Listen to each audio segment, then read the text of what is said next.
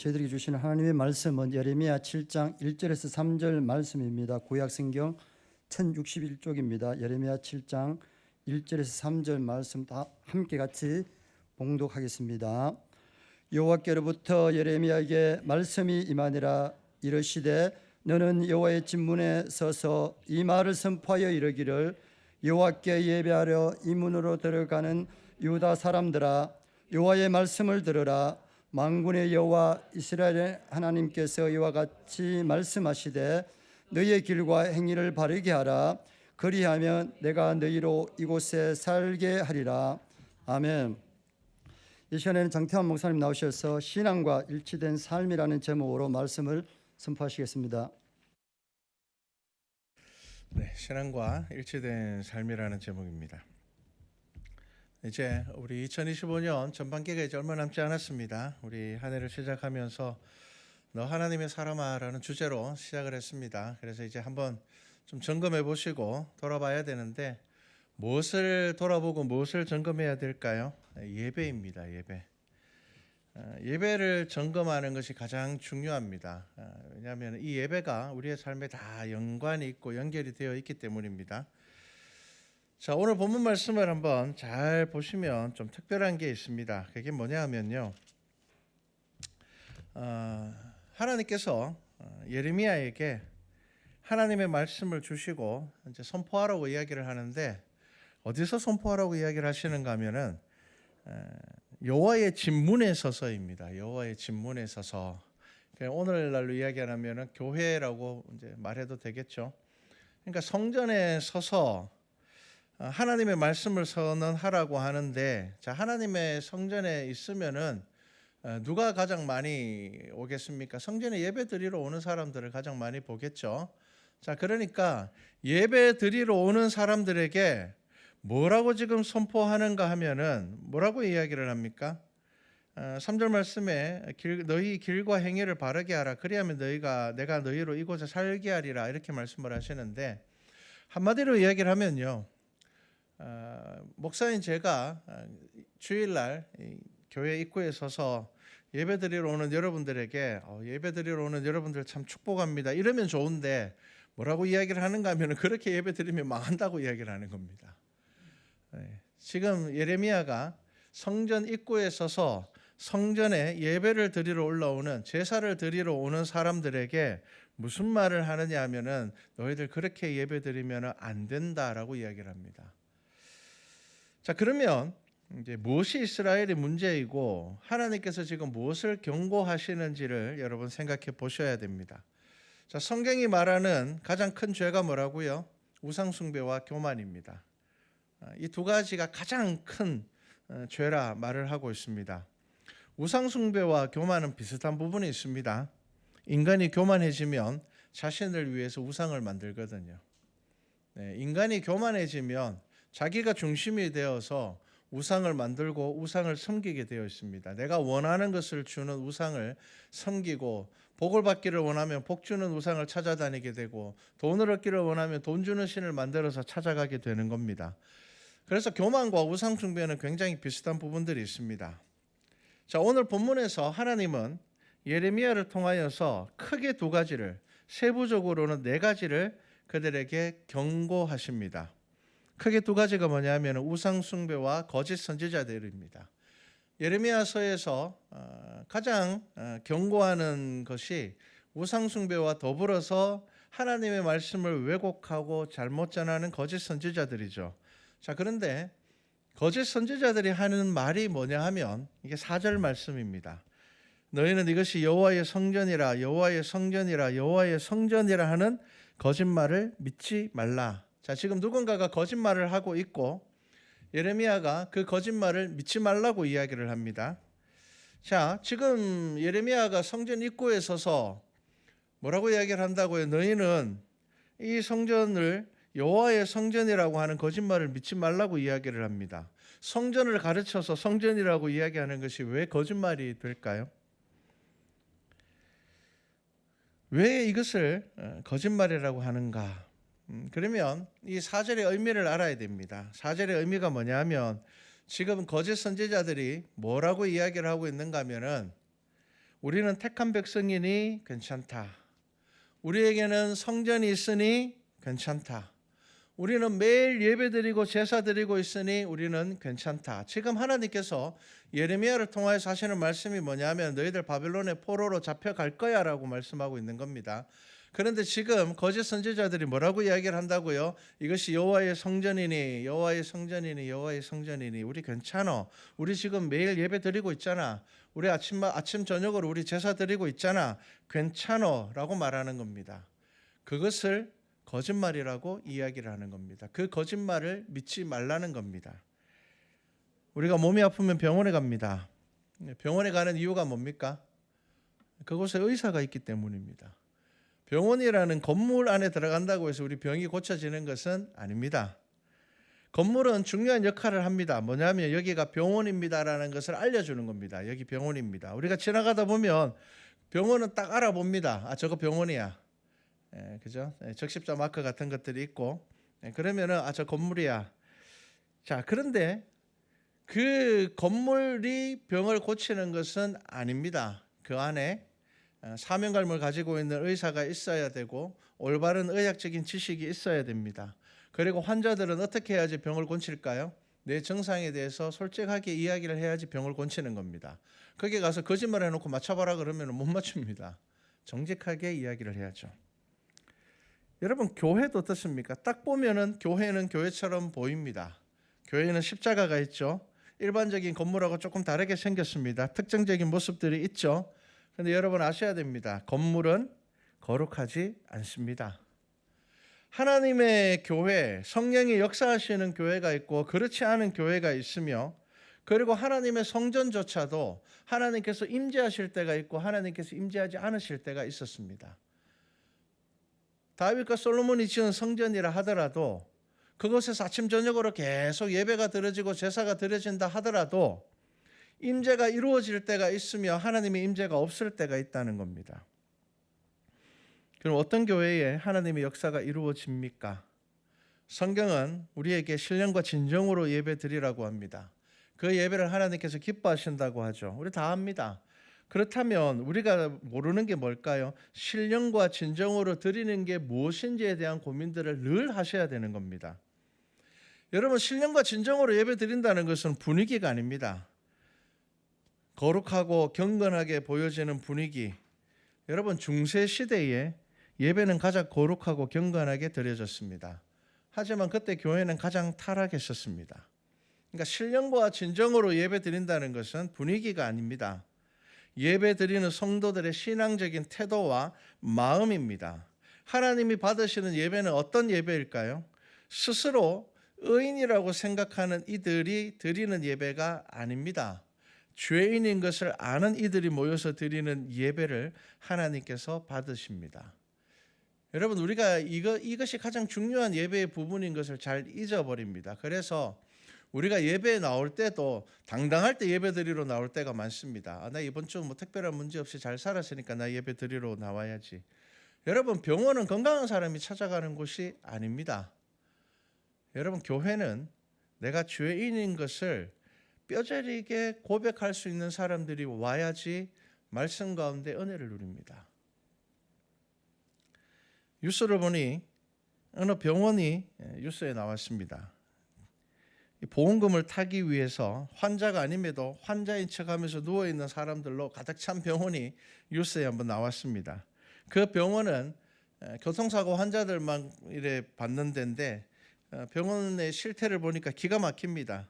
의사들도 할 일이 없습니다. 왜냐하면 다 가짜 환자들이거든요. 병원에 굳이 가지 않아도 될 사람들이 보험금 타려고 거기 다 들어가 있단 말이에요. 환자가 아니니까 의사도 대충 진료합니다. 영양제를 놓거나 수액을 놓는 게 전부입니다. 정작 치료를 받아야 하는 사람들은 병실이 없어서 진료를 받지 못합니다. 여러분, 거기가 병원이 아니기 때문에 뉴스에 나오는 겁니다. 건물은 병원이지만 그 안에 있는 의사도 환자도 병원이 아니게 만드는 사람들이었죠. 건물도 병원이고 환자복을 입은 사람도 많아서 겉보기에는 병원이지만 병원이 아닙니다. 병든 자들이 치료를 받고 의사의 사명을 가지고 있는 사람들이 있어야지 거기를 병원이라고 하는 겁니다. 환자도 가짜고 의사도 돈 버는 것 외에는 관심이 없다면 그걸 병원이라고 하지 않죠. 지금 이스라엘 백성들이 성전에 예배드리러 아침 저녁으로 부지런하게 올라가는데 예배가 무엇인지 모르고 있습니다. 우리가 올 한 해 너 하나님의 사람아라는 주제로 한 해를 시작했습니다. 여러분 예배를 점검하셔야 됩니다. 이 6개월 동안 여러분 어떤 예배를 드리셨는지를 한번 확인해 보시기를 바랍니다. 지금 이스라엘 백성들은 예배를 드리러 올라가면서도 택한 백성이 어떻게 살아야 되는지, 어떤 마음으로 예배를 드려야 되는지 별로 관심이 없습니다.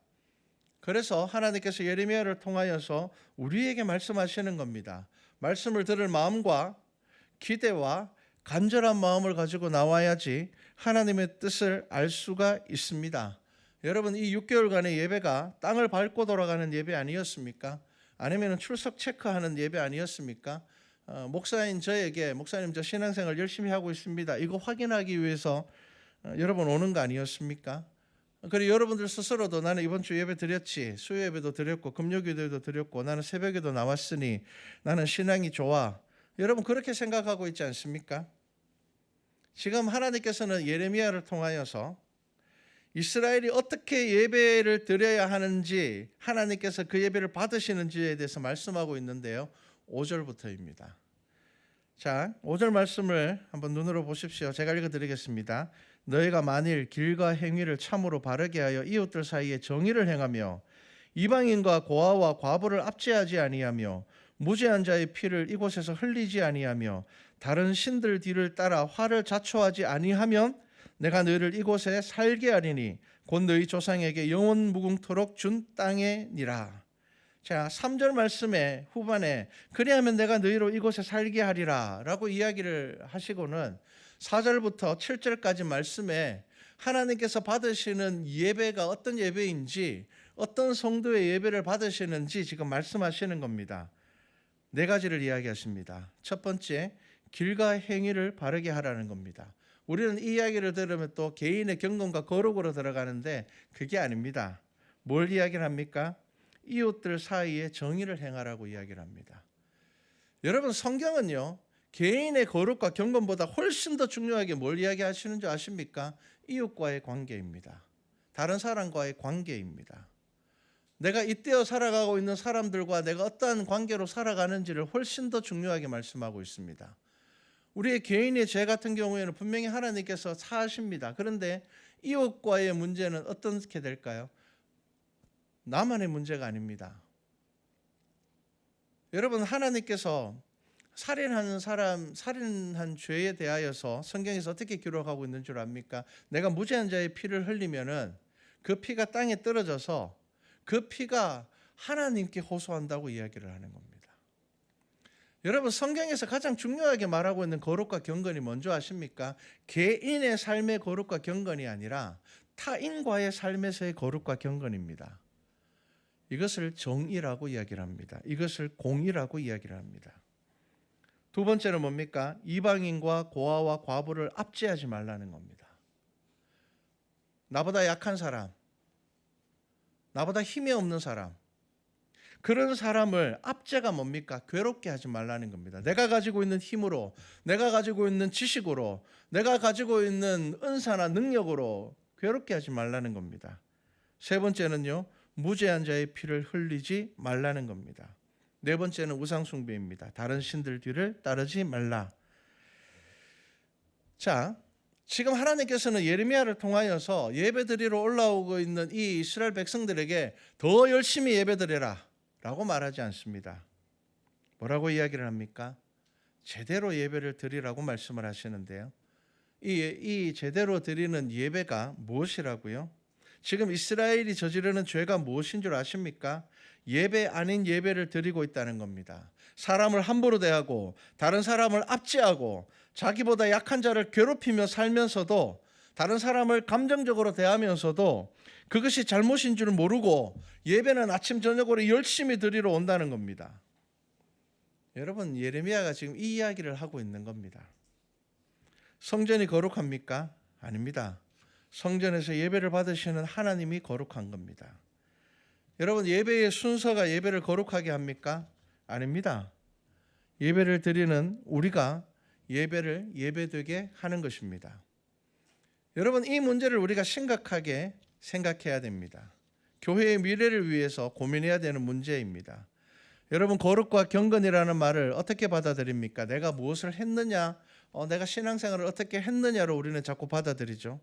거룩과 경건은 조용함을 뜻하는 것도 아니고, 품이 있음을 뜻하는 것도 아니고, 열정적인 뜨거움을 말하는 것도 아니고, 자기 만족을 말하는 것도 아닙니다. 성경에서 말하고 있는 거룩과 경건이 무엇인 줄 아십니까? 하나님 앞에서 정직한 겁니다.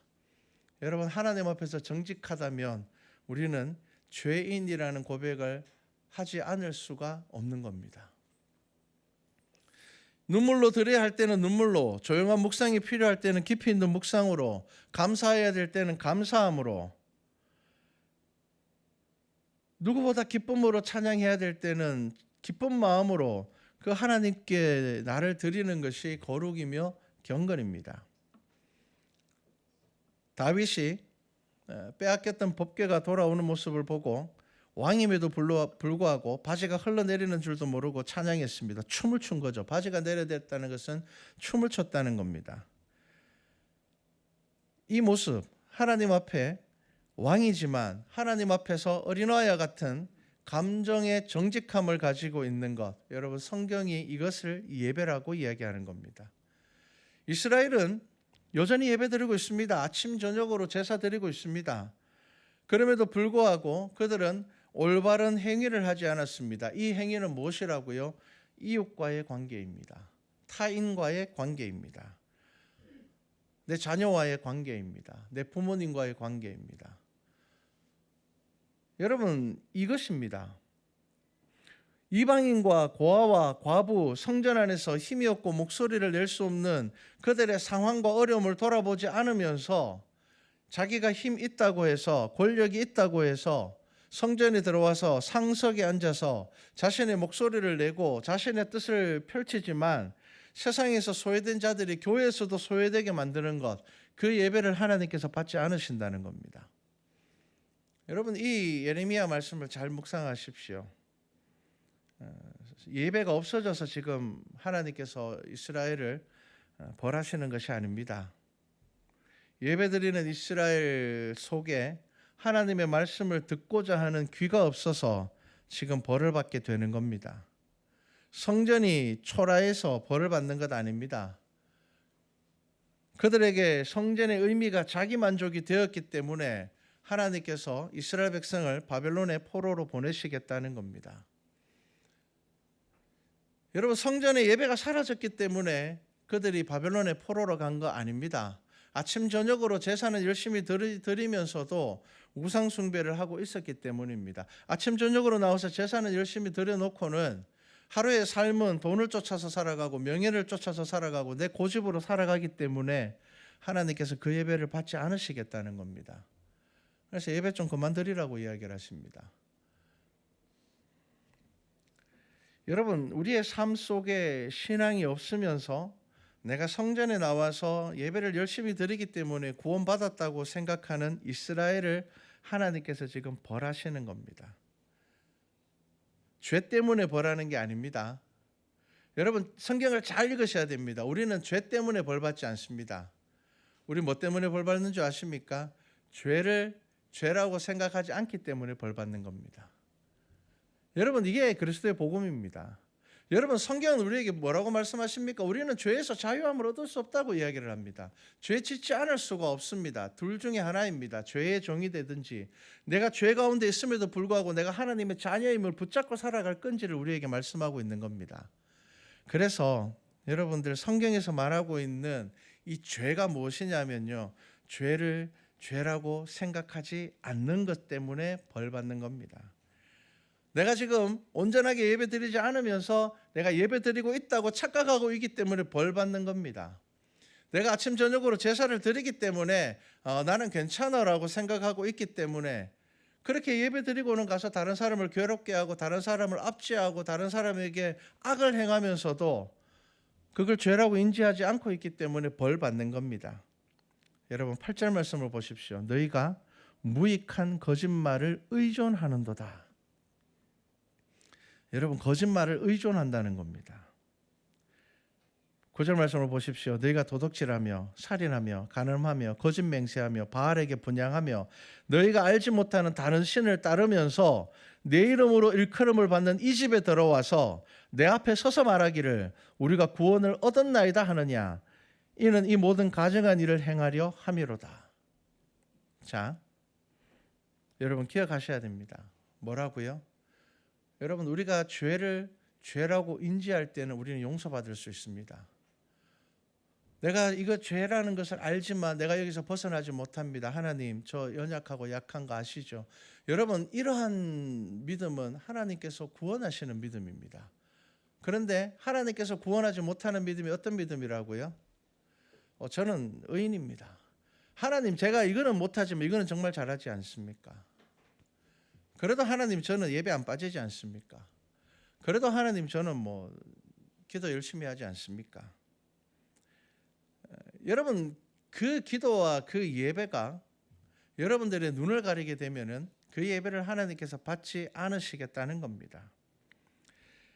지금 하나님은 예레미야를 통하여서 이스라엘 백성들에게 너희가 너희 마음대로 살아도 아침 저녁으로 드리는 그 제사를 하나님께서 받는다라고 말하는 선지자들의 말을 거짓말이라고 이야기를 하는 겁니다. 그들이 거짓 선지자라는 겁니다.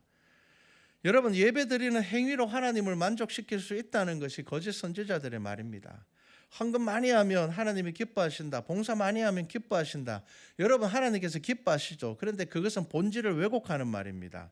우리가 기쁨으로 드리는 헌금과 기쁨으로 하는 봉사를 하나님께서 받으신다는 겁니다. 그 봉사가 힘들고 몸에는 힘들죠. 어렵죠.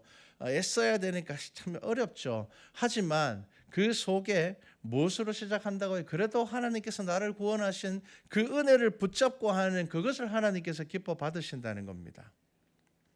여러분, 자신이 죄인인 것을 모르는 예배는 하나님께서 받지 않으신다는 겁니다.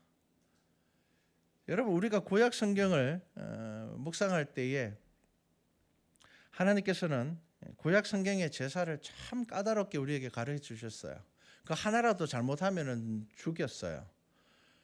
우리가 아는 것처럼 아론의 아들들도 다른 불을 들이다가 불에 타 죽었어요. 그냥 아무 불이나 좀 하면 어때요? 그런데 하나님께서는 그 불도 끄트리지 못하게 하셨어요. 너무 까다롭잖아요. 왜 그렇게 까다롭게 하셨을까요? 그리고 여러분, 제사의 방법도요, 좀 우리가 그냥 성경으로만 읽기 때문에 그렇지만 실제로 제가 이 자리에서 구약 성경에 이 제사를 재현한다면요, 여러분들 중에 비위 약한 분들은 여기 못 앉아 있을 겁니다. 짐승을 죽여서 배를 가르고 내장을 꺼내고 피를 뿌리고, 여러분 이거 얼마나 힘들겠습니까? 근데 왜 하나님께서는 그렇게 우리들에게 제사를 가르치셨고 왜 하나님은 우리에게 그렇게 제사를 하라고 말씀하셨을까요? 제사의 의미가 뭔지 아셔야 됩니다. 여러분, 제사할 때 제사장이 그 제물의 머리에 안수합니다. 이 안수의 의미가 뭔지 아십니까? 이 사람의 죄가 이 짐승에게 속하여지는 겁니다. 다르게 이야기를 하면은요, 짐승의 피를 뿌리는 것은 우리가 피 뿌려야 되는데 우리가 죄를 지었기 때문에, 우리가 죄 안 짓고 살 수 없는 사람들이기 때문에, 우리가 죄 가운데 있기 때문에 우리가 피를 뿌려야 되는데 그 짐승이 피를 뿌림으로 인하여서 우리의 죄가 사하여졌다는 것입니다. 다르게 이야기를 하면요, 우리의 죄가 피를 뿌려야 될 만한, 내 피를 흘려야 될 만한 죄라는 것을 아는 사람이 예배 가운데 은혜를 누립니다. 여러분, 그 구약의 제사를 아셔야지 예수 그리스도의 십자가의 보혈의 능력을 알게 되는 겁니다. 예수님께서 십자가에 죽으시지 않으셨다면 우리 매주 여기 앉아서 짐승 한 마리씩 잡아야 됩니다. 잡아서 예배 드려야 됩니다. 여러분, 스스로가 죄인인 것을 모르는 예배를 하나님께서 받으시겠습니까? 그 예배를 받지 않으시는 겁니다. 성전에서 아침 저녁으로 예배 드리는 것만으로 내가 의인이 된 것으로 착각한다면 그 예배는 하나님께서 받지 않으시겠다는 겁니다. 그래서 자복하는 마음으로 성전에 나오라는 겁니다. 내가 죄인인 것을 알고 하나님 앞에 나오며, 하지만 내가 죄인임에도 불구하고 하나님께서 나를 끝까지 붙잡으셔서 내가 하나님의 자녀로 살아가고 있는 것을, 그것이 우리의 예배의 위로가 되는 것입니다. 내가 의인이 되어서 돌아가는 것이 아닙니다. 여러분, 우리가 이 자리에 나와서 예배드리고 간다고 해서 의인이 되어서 돌아가는 겁니까? 그거 아닙니다. 그렇게 착각하시면 안 됩니다. 여러분, 기독교의 가장 중요한 교리 중에 하나가 칭의입니다. 사도 바울이 로마서를 통하여서 우리에게 가르쳐 주시는 것이 칭의입니다. 우리가 죄인임에도 불구하고 하나님께서 우리를 의인이라 칭해 주셨다는 겁니다. 이 말의 의미를 잘 아셔야 됩니다. 나는 여전히 죄인임에도 불구하고 하나님께서 나를 하나님의 자녀로 인정해 주시겠다는 겁니다. 그래서 우리는 우리의 삶 가운데서 갈등합니다. 왜냐하면 죄인인 나와 하나님의 자녀로 살아가야 되는, 그런데 그렇게 살지 못하는 내 삶 속에 신앙적인 갈등이 우리는 이 세상을 살아가면서 끝까지 있을 겁니다. 그런데 믿음에서 승리한다는 것이 뭘까요? 의인이 되는 것이 승리하는 겁니까? 아닙니다. 내가 죄인임에도 불구하고 하나님께서 나를 끝까지 붙잡고 계신 것을 의심하지 않는 것이 믿음입니다. 여러분, 그것이 우리가 구원받은 자녀입니다. 여러분, 우리가 이 육신을 다 벗어버려야지. 그때가 되면 우리가 부활함으로 인해서 새로운 육신을 얻으면 이제 우리는 그 갈등에서 벗어나게 될 겁니다. 그런데 그 전까지 우리는 계속 갈등할 것입니다. 그럼에도 불구하고 그럼 우리가 무엇을 해야 될까요? 여러분, 애쓰셔야 됩니다. 그리고 이 애씀의 방향이 어디를 향하고 있을까요? 성경은요, 개인의 거룩과 경건을 말하지 않습니다.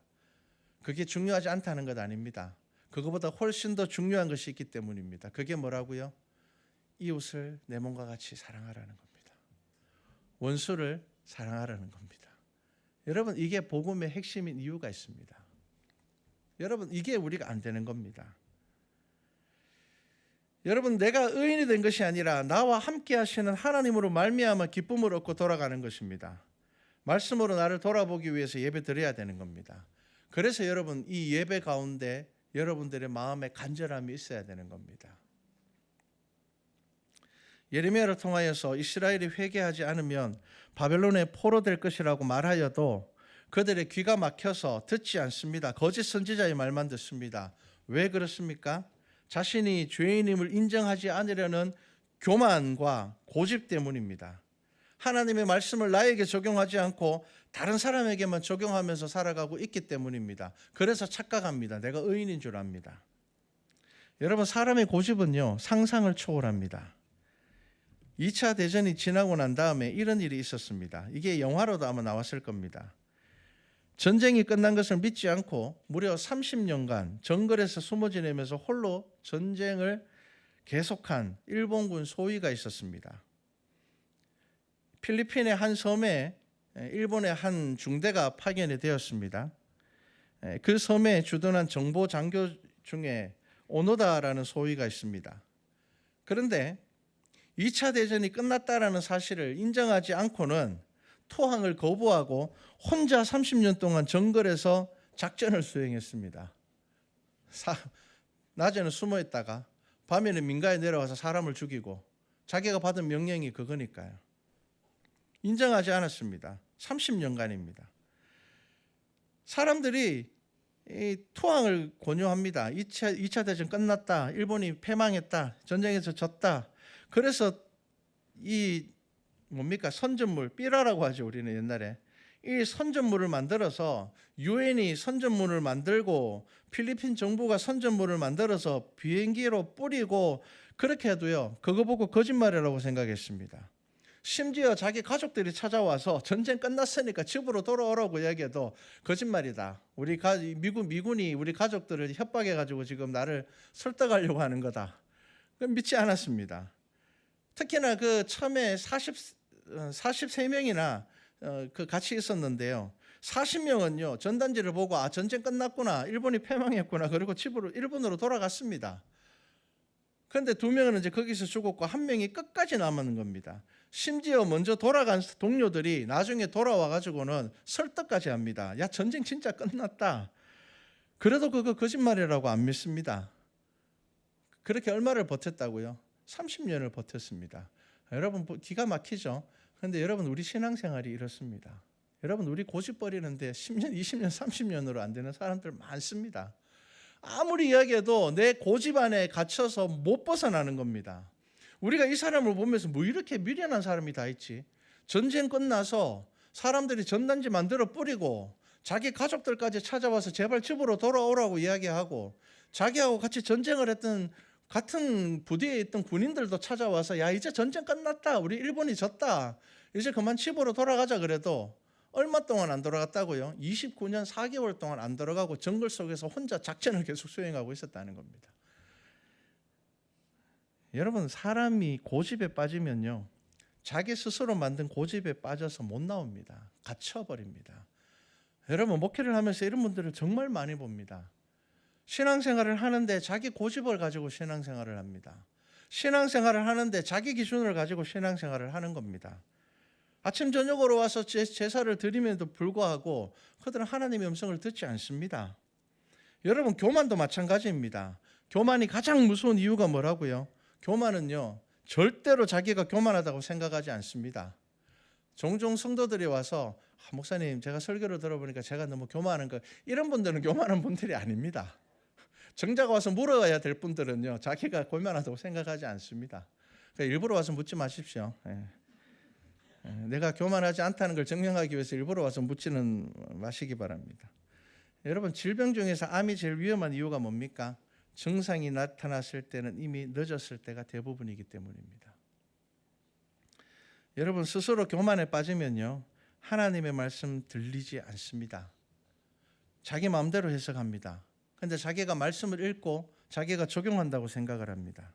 어떻게 예배 드려야 되는지도 잘 모릅니다. 기분 따라 예배를 드리면서 예배를 잘 드린다고 생각을 합니다. 예배 드린 것으로 만족하게 되는 겁니다. 여러분, 문제는 뭐냐면요, 그런 믿음이 얼마나 갈 것 같습니까?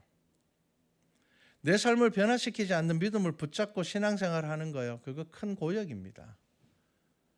하나님 나라를 믿지도 않고 매주 예배 드리는 거요, 여러분, 이거 자기 최면입니다. 여러분, 교회는 무엇입니까?